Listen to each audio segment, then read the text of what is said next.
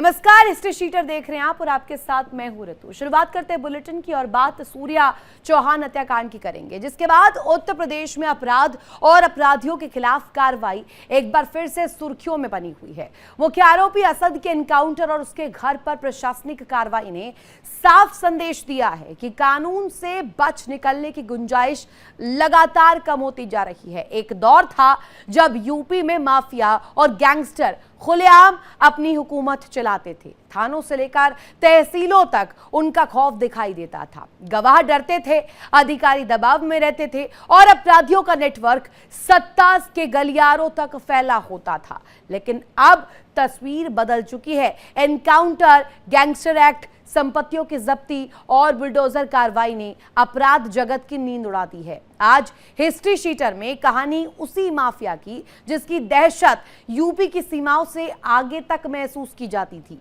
अतीक अहमद, सत्ता, साजिश, खून और खौफ की वो फाइल जिसका अंत भी उतना ही सनसनीखेज रहा जितनी उसकी पूरी कहानी।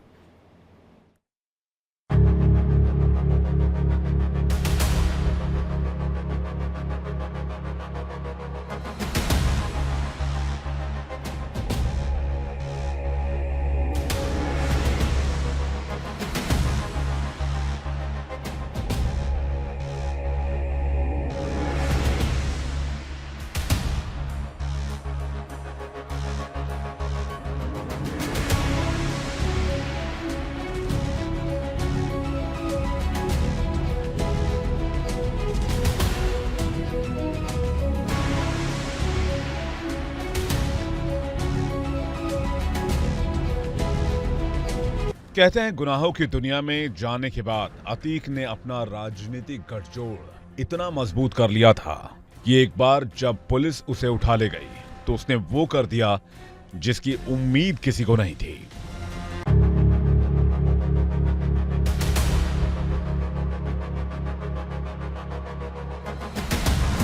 साल 1986, बात है यूपी में वीर बहादुर सिंह की सरकार थी। प्रधानमंत्री थे राजीव गांधी। चकिया के अतीक अहमद का गैंग पुलिस के लिए बहुत बड़ा खतरा बन चुका था। उस वक्त पुलिस अतीक और उसके गुर्गों को गली गली खोज रही थी।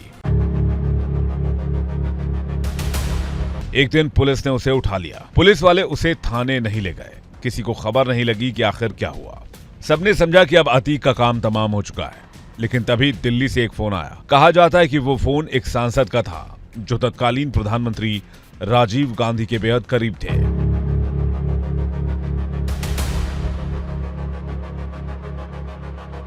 दिल्ली से फोन आया लखनऊ, लखनऊ से फोन किया गया इलाहाबाद और पुलिस को अतीक अहमद को छोड़ना पड़ गया।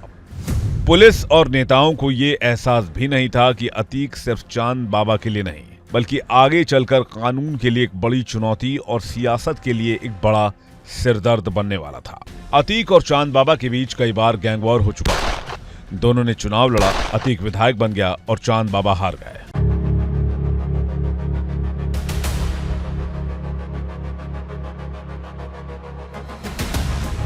साल 1989, चुनाव जीतने के कुछ ही महीनों के बाद चांद बाबा की हत्या कर दी गई। बीच चौराहे पर भरे बाजार ये सिर्फ प्रयागराज के पुराने गैंगस्टर की हत्या ही नहीं थी बल्कि एक नए गैंगस्टर के बाहुबल का खूनी उदय भी था। कहते हैं कि पुलिस की शह पाकर अतीक ने एक एक करके चांद बाबा का पूरा गैंग खत्म कर दिया। उसकी हत्या के बाद अतीक का खौफ इस कदर फैला कि लोग इलाहाबाद पश्चिम सीट से विधायक का टिकट लेने तक की हिम्मत नहीं कर पाते थे।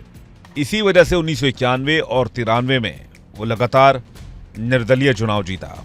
इसी बीच समाजवादी पार्टी से उसकी नजदीकियां बढ़ी। 1996 में समाजवादी पार्टी ने उसे टिकट दिया और वो चौथी बार विधायक बना। 1999 में उसने अपना दल का हाथ थाम लिया।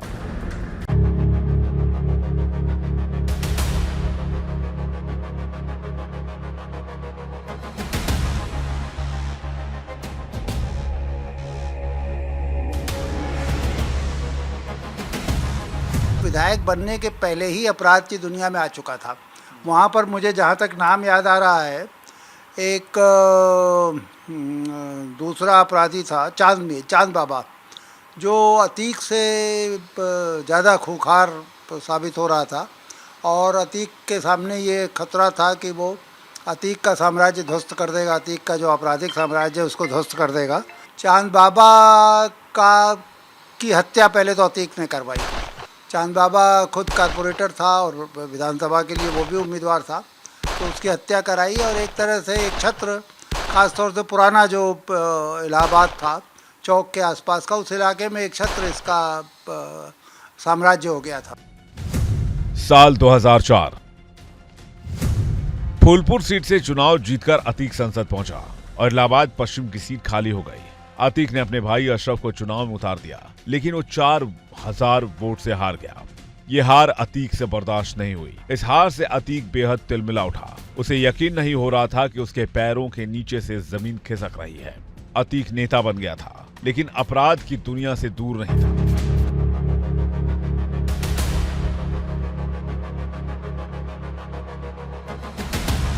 अपनी अपराध की छवि को बनाने के लिए वो लोगों को चार्जशीट का डर दिखाया करता था।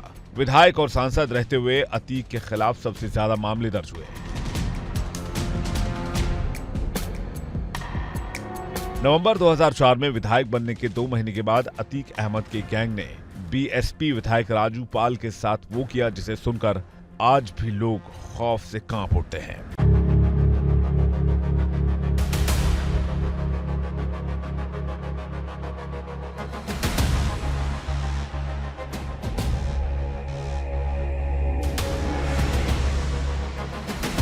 संपत्तियां कब्जा करना, लोगों को ब्लैकमेल करना, जिसे आप कह सकते हैं कि हायर्ड असैसिन का काम करना, ये सब इनके एक, जिस तरह से आप कह सकते हैं कि दैनिक चर्या का ये सब भाग हो जाते हैं। और अपराध न सिर्फ अकूत संपत्ति प्रदान करता है, अपराध उन्हें समाज में एक खास तरह की हैसियत और इज्जत भी देता है। 25 जनवरी 2005 राजूपाल के काफिले पर हमला हुआ। इस दौरान राजूपाल को कई गोलियां लगी। राजूपाल के समर्थक उसे टेम्पो से अस्पताल लेकर जाने लगे। अतीक अहमद के शूटर्स को लगा कि राजू अभी जिंदा है। शूटर्स ने टेम्पो को घेर कर फायरिंग शुरू कर दी। रास्ते भर राजू और उसके साथियों पर गोलियां चलाई गई। जब तक राजू को अस्पताल पहुंचाया गया तब तक उसे 19 गोलियां लग चुकी थी। डॉक्टर्स ने राजू को मृत घोषित कर दिया। बताया जाता है कि हत्या से 9 दिन पहले ही राजूपाल की शादी हुई थी। बीएसपी समर्थकों ने शहर में तोड़फोड़ शुरू कर दी। राजू की हत्या के बाद 2005 में इलाहाबाद पश्चिम सीट पर उपचुनाव हुआ। बीएसपी ने राजूपाल की पत्नी पूजा पाल को टिकट दिया। सपा ने दोबारा अतीक के भाई अशरफ को चुनावी मैदान में उतारा। पूजा पाल के हाथों से मेहंदी अभी उतरी भी नहीं थी कि वो विधवा हो चुकी थी।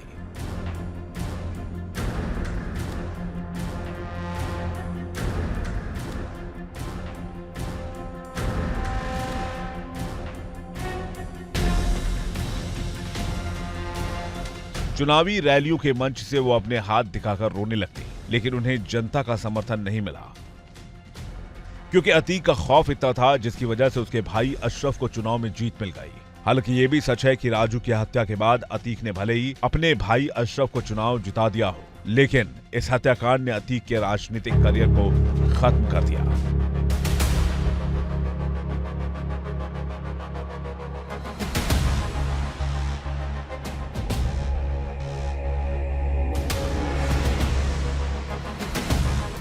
छोटा भाई था जो अतीक के साथ ही मरा, वो अपराधी था। अतीक ने, बल्कि जब अतीक सांसद हो गया तो उसकी जो विधानसभा की सीट खाली हुई थी उसमें अपने उसी भाई को वो जितवाना चाहता, उसे लड़वाया, वो नहीं जीत पाया। तो राजू पाल जिसने हराया था उसकी हत्या की इन्होंने मिल करके। तो अतीक का कम से कम एक भाई तो पूरी तरह से अपराधी था ही। अतीक के 4 या 5 बेटे थे और उन सब का रुझान अपराध की तरफ था। उसमें जब ये मरा है तो 1-2 तो बहुत छोटे थे, लेकिन बाकी जो बड़े 3 थे वो तो जेल में थे और अलग अलग हत्याओं के मामलों में जेल में थे। एक का पुलिस एनकाउंटर में भी एक मारा गया। 2007 के विधानसभा चुनाव में बीएसपी ने एक बार फिर पूजा पाल को उम्मीदवार बनाया और सामने था सपा का प्रत्याशी अतीक अहमद का भाई अशरफ। इस बार पूजा अशरफ पर भारी पड़ी। उन्होंने अशरफ को करीब 10,000 वोटों से मात दे दी। मायावती की सरकार आई तो अतीक और उसके भाई अशरफ के बुरे दिन भी शुरू हो गए। समाजवादी पार्टी ने अतीक को पार्टी से बाहर कर दिया, लेकिन मायावती सरकार ने अतीक को सबक सिखाना शुरू किया। उसे मोस्ट वांटेड घोषित करते हुए उसकी गैंग का पूरा चार्टर तैयार किया गया।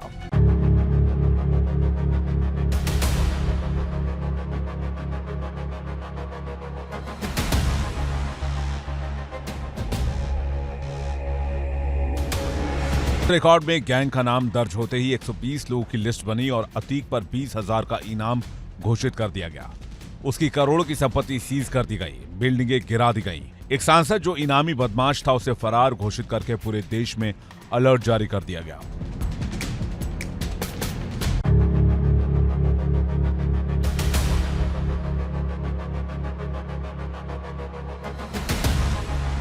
एक दिन दिल्ली पुलिस ने कहा कि हमने अतीक को गिरफ्तार कर लिया है। दिल्ली के पीतमपुरा में एक अपार्टमेंट से पुलिस ने उसे गिरफ्तार कर लिया था और यूपी पुलिस को सौंप दिया था। उसके बाद से अतीक का ठिकाना कभी इस जेल तो कभी उस जेल में बदलता रहा।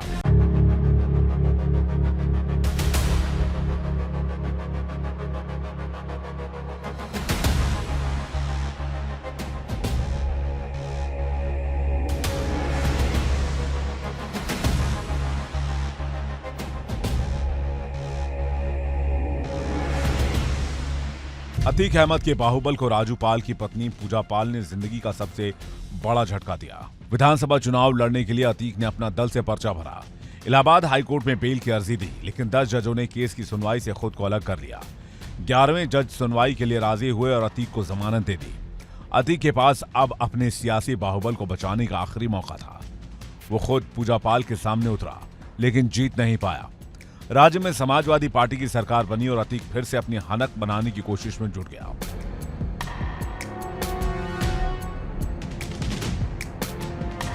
अतीक के भाई अशरफ के घर की 5 बार कुर्की हो चुकी है।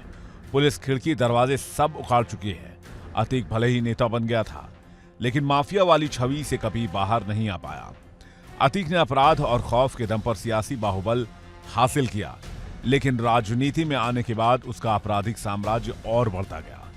यही वजह है कि उसके ऊपर ज्यादातर मुकदमे विधायक, सांसद रहते हुए ही दर्ज किए गए। अतीक और उसके गैंग ने 2017 से पहले तक हमेशा कानून व्यवस्था को चुनौती दी, लेकिन गुनाहों का यह सिलसिला पुलिस की नजरों में खटकने लगा। इसी दौर में अतीक एक बहुत बड़ी गलती कर बैठा। फैसलाबाद के पास वो एक चकिया कस्बा था। चकिया के पास इसका बहुत एक शानदार इसने मकान बनवा लिया था। मुख्य सड़क पर नखास कोना के पास इसका दफ्तर था। तो ये एक तरह से अच्छा, दूसरे जैसे मैंने आपको बताया कि मुलायम सिंह यादव जी के लिए इसका समर्थन जरूरी था और महत्वपूर्ण था, लिहाजा ये पॉलिटिकली भी ताकतवर था। तो मैंने एक तरह से इसको उस समय देखा जब ये अपने धीरे धीरे मतलब अपराधी से विधायक होने का इसका एक, जिसे आप कह सकते हैं कि रूपांतरण हो रहा था, और विधायक होने से जो इसको ताकत मिली थी उसका ये इस्तेमाल अपने अंडरवर्ल्ड की दुनिया में कर रहा था।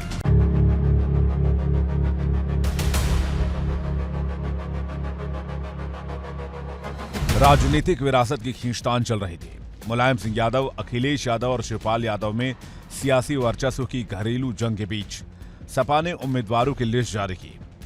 मुलायम सिंह यादव चाहते थे कि अतीक अहमद को टिकट मिले। उनकी मर्जी से अतीक को कानपुर कैंट से विधायक का उम्मीदवार बनाया गया। लेकिन इसी बीच 14 दिसंबर 2016 का एक वीडियो सोशल मीडिया पर वायरल हो गया। वीडियो में अतीक अहमद और उसके 60 से ज्यादा समर्थकों पर इलाहाबाद के एक कॉलेज में मारपीट और धमकाने का वीडियो सुर्खियों में आ गया। इतना काफी नहीं था कि 22 दिसंबर को अतीक अहमद 500 गाड़ियों के काफिले के साथ बाहुबल दिखाने के लिए कानपुर पहुंच गया। हमर पर सवार अतीक के काफिले की वजह से कानपुर की कई सड़कें जाम हो गई। अखिलेश यादव से सवाल पूछे जाने लगे तो उन्होंने साफ कर दिया कि उनकी पार्टी में अतीक जैसे लोगों के लिए कोई जगह नहीं है। हालांकि 2017 के चुनाव से ठीक पहले उसने अखिलेश यादव को चुनौती देते हुए कहा कि कई बार निर्दलीय जीत चुका हूं, टिकट कटता है तो कट जाए, अपना टिकट खुद बना लूंगा। इसी बीच फरवरी 2017 में उसे कोर्ट के आदेश पर गिरफ्तार कर लिया गया। हाईकोर्ट ने सभी मामलों में उसकी जमानत रद्द कर दी और उसे जेल जाना पड़ा। मुरादाबाद से निर्दलीय पर्चा भरा, लेकिन अतीक चुनाव हार गया। 26 दिसंबर 2018 को यूपी की राजधानी लखनऊ में कुछ गुंडों ने एक बिजनेसमैन को किडनैप कर लिया। वो गुंडे अतीक के थे, जो बिजनेसमैन को लखनऊ से सीधा देवरिया जेल लेकर गए। वहां प्रॉपर्टी विवाद में उसे पीटा गया और फिर सादे कागज पर साइन करवाने के बाद पूरी घटना का वीडियो सोशल मीडिया पर वायरल कर दिया गया। अतीक अहमद ने जेल में बैठकर इतना बड़ा कांड इसलिए करवाया ताकि उसका खौफ बरकरार रहे, लेकिन ये कांड उसकी जिंदगी की सबसे बड़ी भूल साबित हुई।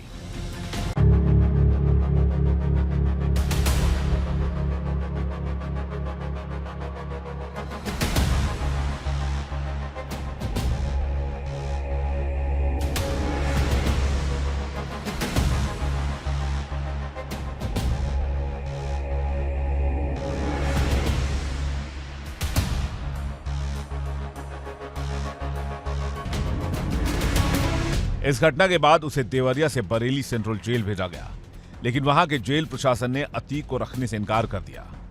लोकसभा चुनाव के मद्देनजर उसे कड़ी सुरक्षा में रखने के लिए प्रयागराज की नैनी सेंट्रल जेल में शिफ्ट किया गया। देवरिया जेल कांड का मामला सुप्रीम कोर्ट तक पहुंचा।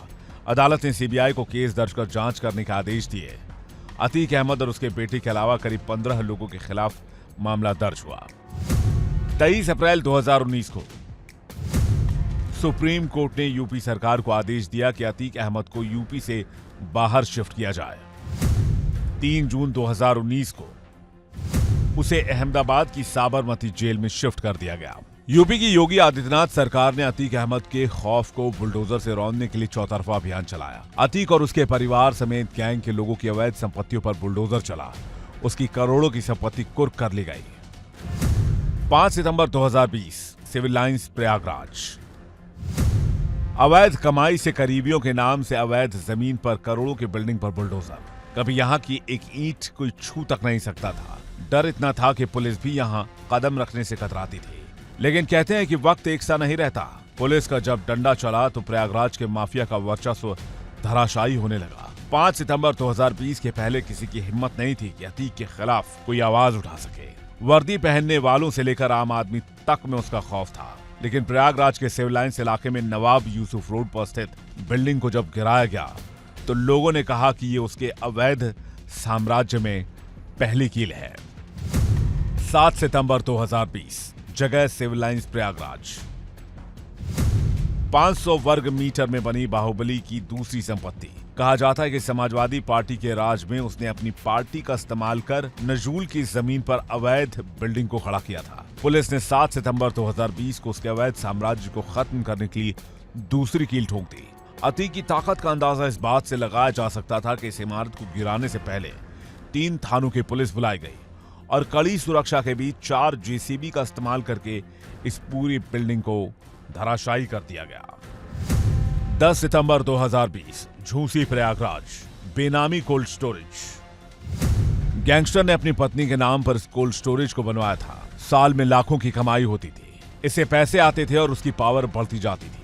लेकिन सरकार के एक प्रहार ने उसकी पावर पर ब्रेक लगा दिया। लोग कहते हैं कि जेल के अंदर से बैठकर वो इसी कार्यालय से अपना राजनीतिक वर्चस्व बनाए रखता था। माना जाता है कि प्रयागराज के चकिया का एक कार्यालय उसके गुनाहों का भी गवाह है। कहा जाता है कि इस इमारत में कई लोगों का खून करने से मिले पैसे भी शामिल हो सकते हैं। 2007 में भी इस पर ताला लगाया गया था और फिर 10 सितंबर 2020 को प्रशासन ने इसे बंद कर दिया और इस तरह उसके अवैध आर्थिक साम्राज्य पर एक एक करके पुलिस का डंडा चलता गया। 11 सितंबर 2020 जगह तेलियरगंज प्रयागराज। तेलियरगंज के महंदौरी कॉलोनी में स्टेट लैंड करीब 2 बीघा करोड़ की जमीन को लीज पर किसान को दिया गया था। लेकिन इसे गलत तरीके से माफिया अतीक अहमद के भांजे हमजा उस्मान ने हथिया लिया। बेशक अतीक के सितारे गर्दिश में थे, लेकिन कभी अतीक अहमद के नाम से ही कई लोगों के सितारे या तो गर्दिश में चले जाते थे या चमक जाते थे। पूर्वांचल में खौफ का एक नाम अतीक अहमद भी था, जिसे वहां के थाने की पुलिस ही नहीं बल्कि जिस जिले में वो जाता था वहां के जेलर भी डरते थे। कहते हैं कि पहले अतीक के खिलाफ कोई केस कोर्ट में जाता था तो जज भी सुनवाई करने से डरते थे। खौफ इतना था कि उसके खिलाफ कोई आवाज नहीं उठाता था। फिर वो चाहे जेल हो या बाहर, कभी भी उसका क्राइम का कारोबार बंद नहीं होता था। सलाखों के पीछे से वो अपनी सरकार चलाता रहता। इस तरह के अपराधियों को एक खास तरह का सामाजिक सम्मान हासिल होता है। पहले वो पुलिस को खरीदते हैं या पुलिस को डरवाते हैं अपने राजनीतिक रसूख से। फिर अदालतें उनका कुछ नहीं बिगाड़ पाती। पत्रकार उनके पेरोल पे आ जाते हैं। राजनीतिक उनका इस्तेमाल करते करते खुद उनके द्वारा इस्तेमाल होने लगते हैं। तो मतलब ये सारा का सारा एक ऐसा तंत्र है जो अपराध के लिए उत्तर प्रदेश में खास का काम करता है। अतीक अहमद एक ऐसा अपराधी था जो किसी को भी अपने सामने खड़े नहीं होने देता। अगर कोई राह में रोड़ा बनता तो उसे हटा दिया जाता। जब प्रयागराज में उसकी हुकूमत चलने लगी तो आगे का प्लान सामने आया, क्योंकि वो सिर्फ प्रयागराज तक ही सिमट कर नहीं रहना चाहता था। वो पूर्वांचल में भी दखल बढ़ाने लगा। आपराधिक साम्राज्य को बढ़ाने के लिए चाहे चांद बाबा हो या फिर कोई और, अतीक ने कभी किसी को नहीं बख्शा। एक वो दौर भी था जब अतीक किसी की नहीं सुनता था और शहर में उसकी गुंडागर्दी का आलम यह था कि कोई उसे ना भी नहीं कहता। अतीक को अपनी गुंडागर्दी पर बेहिसाब नाज था। और अपने अपराध पर उसे बेशुमार गुरूर था। लेकिन वक्त के साथ सब मिट्टी में मिल गया। लेकिन अब अतीक तो नहीं है, पर उसकी अपराध कथा के पन्ने खुलते जा रहे हैं। अतीक ने अपने विरोधियों को नहीं बख्शा, करीबियों को नहीं छोड़ा, रिश्तेदारों को भी नहीं बख्शा, दूसरे माफियाओं को भी नहीं छोड़ा, यहां तक कि उसने सियासतदानों को भी नहीं छोड़ा। ऐसा था अतीक, ऐसा था उसका आतंक। अतीक के अतीत से अंदाजा लगाया जा सकता है कैसे अतीक लोगों को डराता, धमकाता था, किसी की जमीन पर कब्जा करता, किसी से करोड़ों की रंगदारी वसूलता। ऐसे ही करके इस माफिया डॉन ने अरबों की अकूत संपत्ति बनाई। सिर्फ यूपी ही नहीं, कई दूसरे राज्यों में भी अतीक का काला साम्राज्य फैला हुआ था और रत्ती भर भी कानून का खौफ उस पर नहीं था। हम आपसे बाहुबली की परिभाषा पूछना चाहते हैं, आप जानते हो बाहुबली की डिफिनेशन क्या है? आप बताओ। नहीं, आप आज हमको बताओ, बाहुबली की डिफिनेशन बताइए। बाहुबली बहुत अच्छे लोगों को कहा जाता है और बाहुबली आपको शायद न मालूम हो, ईश्वर को भी कहा जाता है। मालूम है कि नहीं आपको? ईश्वर को भी कहा जाता है। अपनी उपमा ईश्वर से करते हैं। क्यों आप कहते हो? मत कहो, हम नहीं करते, आप कहते हो। अतीक का ये आतंक स्टाइल था। जेल में रहते हुए भी उस पर लगाम नहीं लगाई जा सकी। 15 अप्रैल हत्या से पहले उसका अंदाज नहीं बदला था। बेटे असद के एनकाउंटर के बाद से उसकी अकड़ जरूर कम हुई, लेकिन कभी खत्म नहीं हुई। अतीक के पीड़ितों में कई लोग शामिल थे। उनमें से अतीक के कई खासम खास भी थे। जो कभी इलाहाबाद का सिकंदर था, वो आज कब्र में दफन किरदार बन चुका है। जिस अतीक अहमद के नाम से लोग थर थर कांपा करते थे, वो अतीक अब इतिहास के पन्नों में दर्ज है।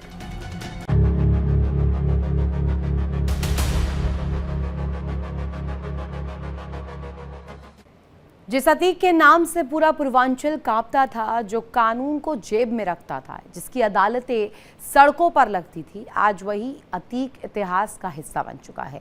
जिसने गोलियों से राजूपाल को मारा, वही खुद कैमरों के सामने गोलियों से मारा गया।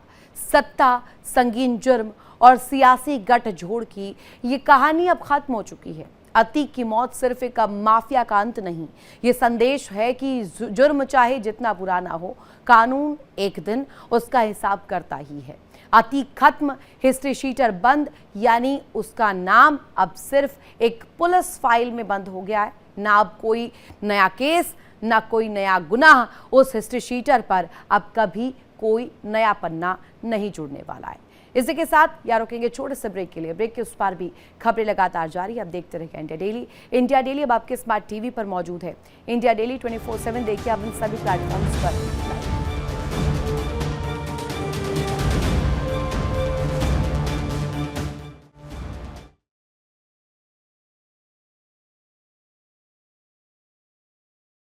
देखिए इंडिया डेली 24/7 अब आपके स्मार्ट टीवी पर।